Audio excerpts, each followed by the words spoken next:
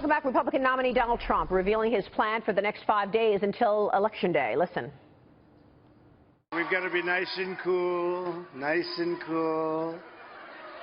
Right, stay on point, Donald. I've been watching Hillary the last few days. She's totally on a hinge. You've got to make sure to vote.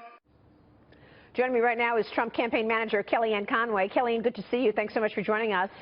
Hi, Maria. Was that your advice? Stay cool, stay on point, Donald. Is this a new Donald Trump in these last few days? This is the Donald Trump, and this is the one who's making his closing arguments in a very positive, very aspirational way. You contrast that to the politics of personal destruction being wrought by the Clinton campaign. You've got the President of the United States attacking his own FBI director. You have tens of millions of dollars in ads put forth by Hillary Clinton that are all negative about Donald Trump, by the way, including in a lot of deep blue states. We have them on the run. They're playing following the leader now. They're trying to chase us into Wisconsin and Michigan because we're there. And we're going to win on Tuesday, Marie, and it feels great. And it feels great because for decades, Americans have told pollsters that they want a non-politician to run the government, and they're about to get that in Donald Trump. It really does feel like the corruption story has taken center stage here. Jobs, which the economy. one, by the way? I'm sorry? Which one? Right. She's under 2 FBI investigations. It's unbelievable. Well, look, a new CBS New York Times national poll this morning shows that Hillary Clinton's lead has shrunk to just 3 points over Donald Trump. So if Donald Trump stays on message the way he has been, it does feel like this story and the worry about corruption, this desire that people want the corruption to end, is actually impacting this race. It does. But Donald Trump's been talking about ethics and corruption for a long time now. He's talked about the rigged system. Drain the Swamp is a very popular Facebook and Twitter hashtag and story because he's got credibility. You know, you need somebody totally from the outside to say this rigged, corrupt system that does not work for the forgotten man and forgotten woman, and in fact is pressing you economically, is imperiling your security. I mean, Hillary Clinton is the best illustration we have of an insider's game that benefits a very, very few who breathe the rarefied air. I can't think of a bigger contrast, really, than between Hillary Clinton, 30-year politician whose own husband has gotten gazillions of dollars in speaking fees. Everybody knows what Uranium One means now. They understand that Russia has, you know, rights to, the Clinton friends have rights to, as part of the U.S.'s share of uranium. I mean, this is very concerning to the average American, and they understand it. And look, but it's beyond corruption.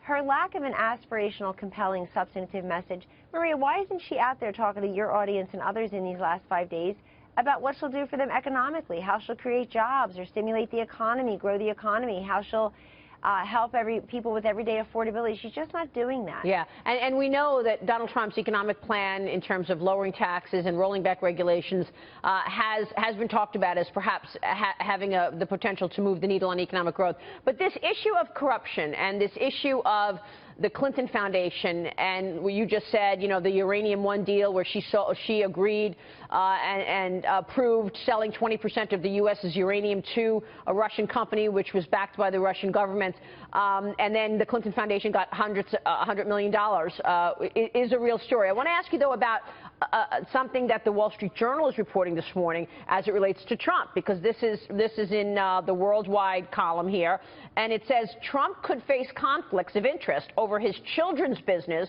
with politically connected foreign firms. Okay, now the Journal has done great work on the Clinton Foundation. We know that. They are breaking everything out of this FBI investigation. But what about Trump's foreign conflicts? How is he going to separate the Trump organization and his adult children having spent time doing business with politically connected foreign firms and make sure that there is no conflict should he become president? Well, he'll confer with the experts to do that. I mean, he'll have his lawyers, he'll have his experts to help do that. You know, that we're not worried about because nobody accuses the Trump family of running a foundation where they are taking money or making side deals with foreign nations, and then having them go through a government agency as big as the State Department to actually get that access and trade favors. I mean, look at the Trump family versus the Clinton family. Hillary Clinton said that she was dead broke when they left the White House. Okay, now they're worth $250 million. They didn't hit the Powerball, Maria. They didn't take a company public. They don't sell anything. They sell access. They don't make anything. They sell access. They sell favors. And this is exactly the point of Donald Trump's entire candidacy, which is if you want that to end, you can't vote for more of it. And I think people are just, how high and how wide does the stench go? People are really looking at this pay-to-play at the Clinton Foundation, and separately, the never-ending email investigation for Hillary Clinton, and they're saying it's just not worth it. Why should we invite this cloud, this overhang, this ethical stain to follow her right into the White House and God forbid beyond? I mean, the idea that we're going to elect somebody who's President of the United States who's already proven herself to be unfit and unqualified based on her conduct with with national security information, based on her conduct with government resources at the State Department, based on her conduct with trading in for favors and access, including to foreign nations.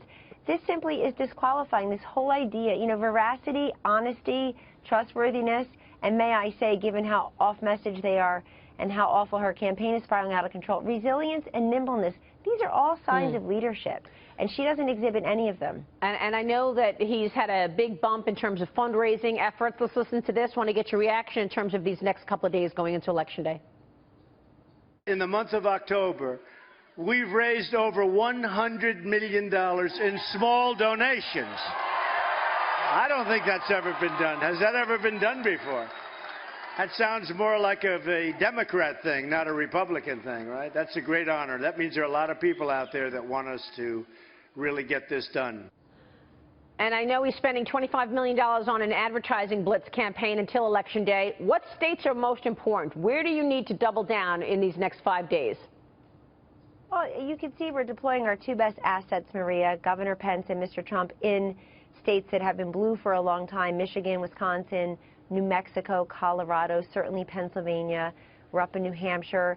And our ads are actually complementing their visits. And of course, they'll visit what I call the core four: Florida, North Carolina, Iowa, and Ohio as well.